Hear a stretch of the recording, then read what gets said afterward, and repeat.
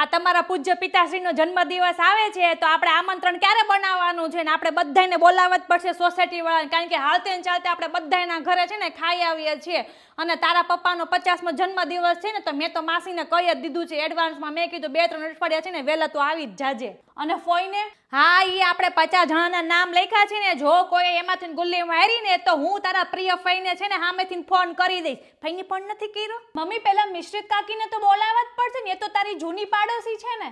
ના હોય, મિશ્રિત કાકીને તો છે ને તું ચોકડી જ મારજે. મિશ્રિત કાકી નથી, ઈ મોટું મોબાઈલનું ન્યૂઝ ચેનલ છે. ઈ બર્થડે વિશ તો દૂરની વાત છે, મારા રસોડામાં કયા મસાલા વપરાય ને એમાં એનું મોટું ધ્યાન હોય. અને એની છોકરી બાપા તું વાત જ ના પૂછ, હજી તો બર્થડે કેક નહીં કપાતી હોય ને ત્યાં બાજુમાં આવીને પ્લેટ લઈને ઊભી રહે, જેમ 3 દિવસથી ઉપવાસ ન હોય ને એમ. એને તો મારે બોલાવી જ નથી. મમ્મી પપ્પાની ઓફિસમાં જે બધાય કામ કરે છે બધાને બોલાવાના છે? હા ઈ તો બધાને બોલાવાના જ છે, પણ ઓલા મહેતા કાકા છે ને એને તો તું ઇન્વિટેશન આપતી જ નહીં. ગયા વર્ષે આવ્યા હતા બર્થડે પાર્ટીમાં, કેકનો ટુકડો એવો આખો આમ એને મોઢામાં નાખ્યો હતો ને, મેં કીધું હેપી બર્થડે ની જગ્યા પર ક્યાંક આનું ગેટવેલ સૂન ન થઈ જાય. બર્થડે પાર્ટીમાં બધાય છે ને પનીરના ટિક્કાના ભાવ પૂછવા જ આવે, બાકી તારા પપ્પાને તો છે ને કોઈ નથી ઓળખતું. હા પણ એને કહી દે છે કે તમારી ઘરવાળીને છે ને ઘરે મૂકીને આવજો. જો તમારી ઘરવાળીને બર્થડે પાર્ટીમાં આવવું હોય ને તો એને કહી દેજો કે ના ડાયટિંગના નાટક છે ને ઘરે મૂકીને જ આવે. ગયા વખતે આવી હતી ને 2 ચમચી શીરો ખાધું પણ 4 કલાક સુધી કેલરીની પંચાયત કરી. અલા મેં કીધું હું કામ તું લોહી પીવે છો, તારે શીરો ન ખાવો હોય તો તારા બદલે મેં કીધું હું ખાઈ લઉં. ના હોય, અવાજના પ્રદૂષણને તો આપણે કાંઈ બોલાવવાનું નથી થતું. એ તો એટલું મોટું હશે ને તો મને થોડીક વાર એમ થાય કે હમણાં ભૂકંપનો આંચકો આવશે. ગયા વખતે આપણે ગણપતિ બેહાડ્યા હતા, એને એવા ભજન ગાયા હતા ને બિચારા ઉંદરડા છે ને બીકના મારે બોલ સોસાયટી છોડીને વહી ગયા.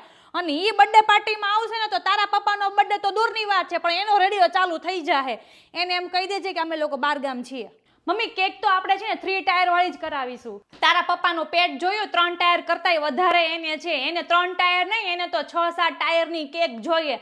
હું તને હું કહું છું કે એ બધું છોડ, આપણે નાની એમથી 100-200 ગ્રામની આપણે કેક મંગાવી લઈએ ને તો શું છે, બધાને 1-1 ચમચી છે ને પ્રસાદ સમજીને બધા ખાઈ લે હે. તો હવે તું જ મને કે ફાઇનલ લિસ્ટ શું છે?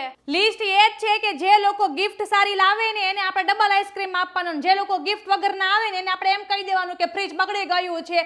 અને તું વોટ્સઅપ ઉપર ઇન્વિટેશન બધા નાખે ને તો નીચે લખી જ દેજે ચોખ્ખું કે બાળકોને આવવું નહીં. હા પણ અહીંયા આવીને સોફા ઉપર કેટલાય લોકો કૂદકા મારે છે ને હજી આપણે સોફાના હપ્તાય નથી ભરણા. પૂછતાર પપ્પાને. અને આપણે કેટરિંગ વાળાને ઓર્ડર આપીશું આ વખતે. કાંઈ આપણે કેટરિંગ વાળાને ઓર્ડર નથી આપવાનો થતો. તારા પપ્પા છે ને 50 વર્ષના જ થયા છે, કાંઈ 100 વર્ષના નથી ત્યાં. મેં સોસાયટીની બધી બાઈને છે ને 2 દિવસનું અગાઉ બધાને બોલાવી લઈશ. ચૂરમાના લાડવા બનાવી નાખીશું, રસાવાળું બટેકાનું શાક, રોટલી, છાશ ને પાપડ. અને હવે ફટાફટ જલ્દી ઊભી થા, તાર પપ્પા માટે ગિફ્ટ લેવાય જવાનું થશે ને. જો આપણે ગિફ્ટ છે ને લાગવી જોઈએ મોંઘી પણ હોય સસ્તી, એવી જ ગિફ્ટ લેવાની છે.